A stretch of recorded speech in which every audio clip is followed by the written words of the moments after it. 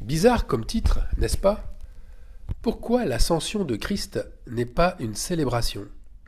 Moi-même, je me suis étonné à parler de l'ascension une fois la fête passée. Pourquoi maintenant? Pourquoi parler de l'ascension au moment où les chrétiens vont fêter la Pentecôte? Est-ce trop tard? Ou au contraire, est-ce que c'est un moment qui a du sens? Parce que Dieu a ses raisons que la raison ne connaît pas. Et je sais que cela va sans doute choquer, parce que je touche à une pierre angulaire de la religion chrétienne. Alors attention, je tiens tout de même, et je tiens à clarifier les choses, l'ascension de Christ au ciel est glorieuse. Christ est maintenant assis à la droite du Père, ce qui montre son autorité et son égal avec lui. Je suis loin de sous-estimer ce que fait, et encore plus, loin de vouloir rabaisser ce qui a été fait. Car Jésus-Christ est vraiment parti pour nous préparer une place, pour que là où il est, nous y soyons aussi. Et si nous sommes là à la première résurrection, il nous prendra avec lui. Alors, tout ce qu'il a fait n'est pas à minimiser ou à sublimer, mais à prendre selon ce que l'Esprit nous enseigne. Mais toutefois, je tiens à mettre les priorités là où elles doivent être. Oui, ce qui se passe au ciel concerne aussi l'homme terrestre, mais peut-il changer les choses célestes? Il est concerné certes par le ciel, sans qu'il puisse en aucune façon interférer sur lui. Le ciel, notre Père s'en occupe et ne nous demande aucune action. Il n'y a pas de prière, pas de louange, pas de relation autre qu'avec lui.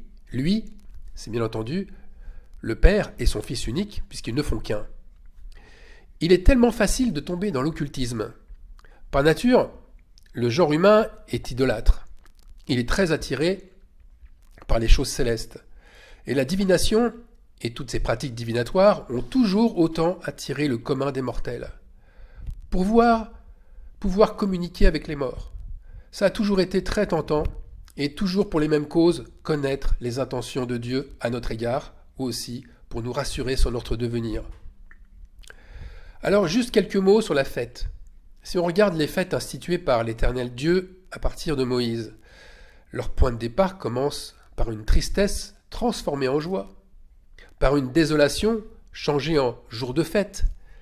Et c'est un moment particulier qui célèbre les victoires acquises, mais pas seulement les victoires acquises, mais avec l'aide de Dieu. La fête de la Pâque, Pécha, par exemple, pour les Hébreux, c'est quand même la fête la plus importante pour eux, elle célèbre le libérateur, le Dieu sauveur qui est venu délivrer un peuple de l'esclavage et de l'oppression égyptienne. On célèbre le bras puissant de Dieu comme sa grande miséricorde aussi envers son peuple. Alors ces victoires, elles nécessitent une attitude de cœur qui va avec. Et comme le souligne la fête de Pourim, une purification. S'il n'y a pas une volonté de confesser ses fautes et de s'en détourner, la fête perd tout son intérêt pour Dieu. La célébration véritable, c'est toujours une occasion de se remettre en ordre devant Dieu. Elohim est, ça c'est du verbe haïr, il est ce genre de fête où le croyant vient le louer en vêtements sales. Alors pour en venir à la fête de l'Ascension, où se trouve la victoire de l'homme acquise avec l'aide de Dieu? Cette victoire concerne le Fils de Dieu, certes, et lui seul. Et entre parenthèses, je détaillerai cette partie par la suite. Et fêter cette victoire, sans la complicité avec l'humain, ça leur ressemble tellement à celle que font les païens. La célébration de l'Éternel n'a pas le sens d'un combat céleste entre Dieu et des anges. Nous ne sommes pas au milieu de la mythologie païenne, où les dieux grecs ne cessent de se combattre entre eux. Athéna, déesse de la sagesse, qui blesse Arès, dieu de la guerre. Autre tableau, Héra, reine des dieux, qui affronte Athémis, déesse de la chasse. Vous voyez, la célébration de l'Éternel, elle célèbre bien un combat, mais un combat ici sur terre, et surtout par une lutte faite à l'intérieur de soi. Et cette lutte préfigure bien entendu le temple de Dieu. Pessa, qui signifie passer de l'autre bord, ça montre plus une conversion spirituelle qu'une victoire sur un peuple ennemi. C'est la fête d'un sacrifice bien terrestre, bien charnel, qui unit Dieu à l'homme. Alors maintenant, si on revient à l'ascension, si on revient à cette réalité glorieuse, elle ne peut être une fête pour l'homme de foi. Pourquoi? Parce que l'homme ne peut monter tel qu'il est dans le ciel. Sa condition est impure. Et sa chute le maintient au sol, le maintient sur le sol terrestre. Sa condition oblige le croyant à s'abaisser plutôt qu'à s'élever. Et Jésus-Christ monte seul nous préparer une place que nous ne pouvons connaître. Et le fait de célébrer une ascension, ça serait comme demander à Dieu ce que 2 disciples, Jacques et Jean, lui ont déjà demandé. Et c'est là qu'on va lire ce passage très important dans l'évangile de Matthieu, au chapitre 10, versets 37 à 40. Jésus leur dit, « Que voulez-vous que je fasse pour vous ? Accorde-nous, lui dirent-ils, d'être assis l'un à ta droite et l'autre à ta gauche, quand tu seras dans ta gloire. » Et Jésus leur répondit, « Vous ne savez ce que vous demandez. » Entre parenthèses, tout comme vous ne savez pas ce que vous voulez célébrer. « Pouvez-vous boire la coupe que je dois boire, ou être baptisé du baptême dont je dois être baptisé ? » Nous le pouvons, dirent-ils.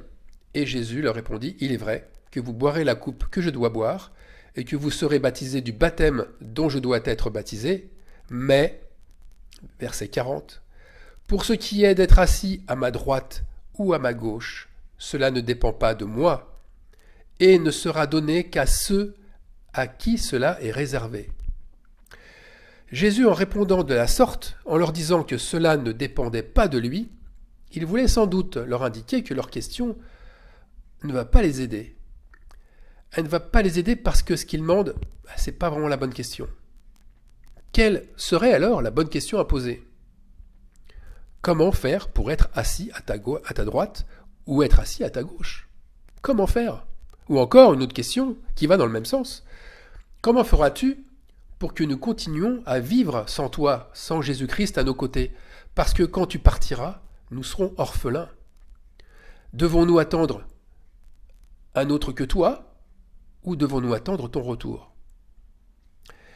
Jésus répondit à cette question après que Philippe lui ait demandé « Seigneur, montre-nous le Père, et cela nous suffit. » C'est un passage qui se situe dans l'évangile de Jean, chapitre 14, verset 8. Et Jésus lui répondit « Celui qui m'a vu a vu le Père. Et vous, si vous m'aimez, gardez mes commandements, car ils viennent du Père. Et moi je prierai le Père, et il vous donnera un autre consolateur, afin qu'il demeure éternellement avec vous. Et le consolateur, l'Esprit Saint, que le Père enverra en mon nom, vous enseignera toutes choses, et vous rappellera tout ce que je vous ai dit. » Alors, Dieu est très pragmatique, en fait, et notre foi, elle, aussi doit l'être. La fête doit nous aider à nous rappeler ce qui est essentiel à être puis à faire. Tout d'abord, la fête doit nous rappeler l'alliance que nous avons conclue avec Dieu et que Dieu a conclue avec nous. C'est surtout ça. Et cette alliance, c'est demeurer en lui et lui être fidèle. Ça, c'est l'honorer. La fête, comme toute célébration, elle concerne avant tout l'alliance que Dieu établit avec sa création. Le louer seul, c'est bien, mais l'Éternel n'a jamais demandé à Moïse de le fêter tout seul. Les païens, eux, le font. Ils fêtent leur Dieu, ils fêtent leur ascension, ils fêtent les combats qu'ils gagnent sur les autres dieux. Or, le Dieu de la Bible fait que chaque fête que nous faisons sert à évaluer notre foi pour savoir si notre alliance est toujours véritable. Ça sert à évaluer notre foi pour savoir si il faut nous préparer à revenir vers Dieu en confessant nos fautes et en convertissant nos cœurs. Alors pourquoi Jésus a-t-il été élevé au ciel devant ses apôtres ? Ça, c'est une question importante. Eh bien, pour que les anges puissent aussi révéler la vérité. Et là, je vais vous prendre un autre extrait, mais pas dans les évangiles, dans le livre des Actes, chapitre 1, et là, des versets 9 à 11. Et comme ils avaient les regards fixés vers le ciel, pendant qu'ils s'en allaient, voici 2 hommes vêtus de blanc leur apparurent, et dirent « Hommes galiléens, pourquoi vous arrêtez-vous à regarder au ciel ?» Là, je m'arrête. Avez-vous vu la comparaison avec ce que Jésus disait juste avant à ses disciples ? Eh bien, on va le voir, ce que Jésus disait juste avant. C'est le verset 8. « Vous recevrez une puissance, le Saint-Esprit, survenant sur vous, et vous serez mes témoins jusqu'aux extrémités de la terre. » Eh bien, les païens ont sans cesse les yeux rivés vers le ciel. Et est-ce que c'est ce que Jésus voulait pour ses disciples ? Qu'ils aient les yeux rivés vers le ciel ? Rappelez-vous le message sur la sagesse qui vient de la comparaison. Ici, Jésus compare leur étonnement à fixer le ciel avec la puissance qu'ils recevront pour être ses témoins. La comparaison, elle est claire. Elle est claire, à mon avis, pour celui qui sanctifie la sagesse divine. La puissance de Dieu pour ses apôtres n'est pas dans l'admiration d'une élévation céleste, mais elle est dans la puissance du Saint-Esprit que recevront les apôtres pour leur mission terrestre.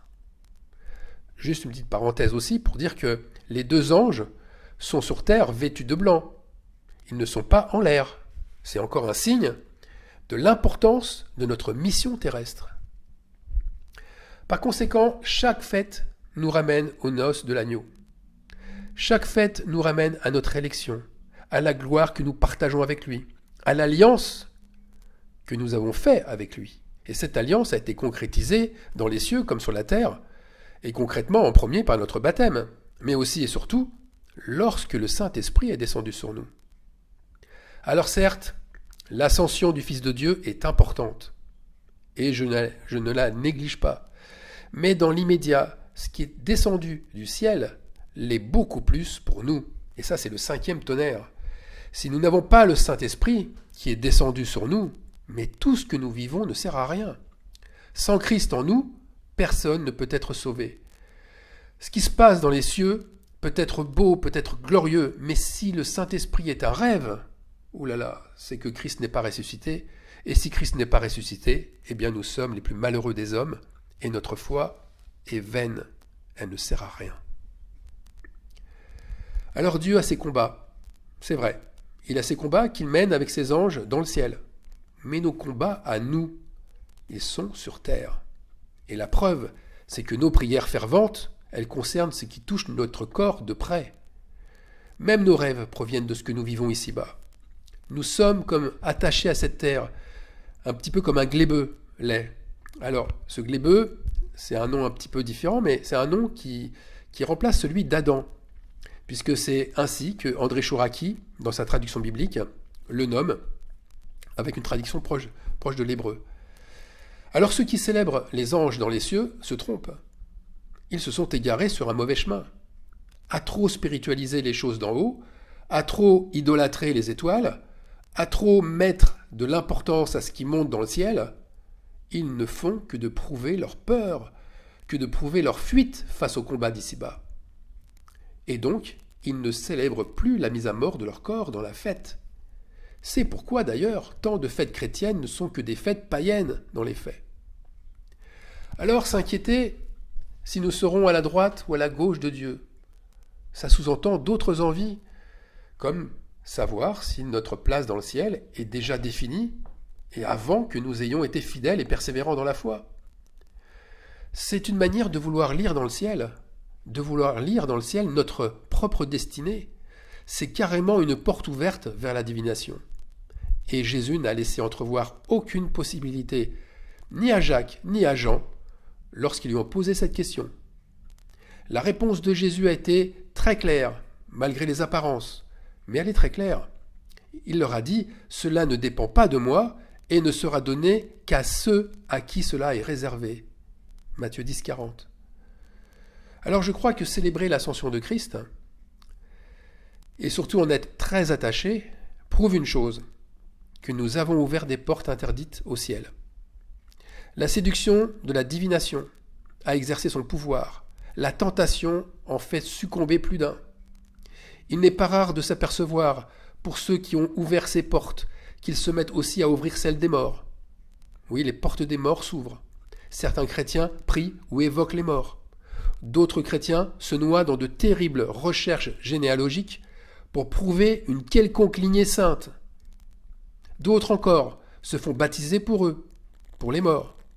Et d'autres encore se réunissent aux nouvelles lunes pour bloquer le mal qui se fait au ciel, afin d'éviter qu'il se propage sur terre. Mais ces mêmes personnes, pourquoi ne s'occupent-elles pas des vivants? Pourquoi ne s'occupent-elles pas de ces âmes qui vivent sur terre autour d'elles? Parce que bien souvent, on est obligé de le voir, mais quand on a les yeux vers le haut, ça nous fait oublier ceux qui sont en bas. Alors que ces frères et sœurs commencent par libérer les captifs qu'ils ont eux-mêmes enchaînés, avant de vouloir libérer le ciel de la mort. Alors je finirai par la prière du Notre Père, celle que Jésus-Christ nous a donnée en exemple, et que nous trouvons dans les évangiles. Et cette prière, elle n'est pas, en tout cas, celle-ci. Père, que ton nom soit sanctifié au ciel. Non, c'est pas ça. C'est plutôt, mais que ton nom soit sanctifié sur cette terre, et si possible par nos paroles et nos actes. Notre prière n'est pas non plus que ton règne vienne au ciel, puisqu'il y règne déjà, mais qu'il y règne ici-bas, et si possible à l'intérieur de chacun de nous par le Saint-Esprit. Que sa volonté soit faite sur la terre comme au ciel. Cela traduit très bien les priorités, nos priorités, celles de notre alliance avec notre Seigneur Jésus-Christ. Je termine par le verset Ésaïe 66, versets 1 et 2. Ainsi parle l'Éternel, le ciel est mon trône, et la terre mon marchepied. Quelle maison pourriez-vous me bâtir? Et quel lieu me donneriez-vous pour demeure? Toutes ces choses, ma main les a faites, et toutes ont reçu l'existence, dit l'Éternel. Voici sur qui je porterai mes regards, sur celui qui souffre et qui a l'esprit abattu, sur celui qui craint ma parole. Alors, regardons là où Dieu regarde. Portons nos regards sur l'essentiel et laissons le ciel à celui qui y règne. Pour avoir une part avec Dieu, nous devons porter nos regards sur ceux qui souffrent et qui craignent Dieu. Amen.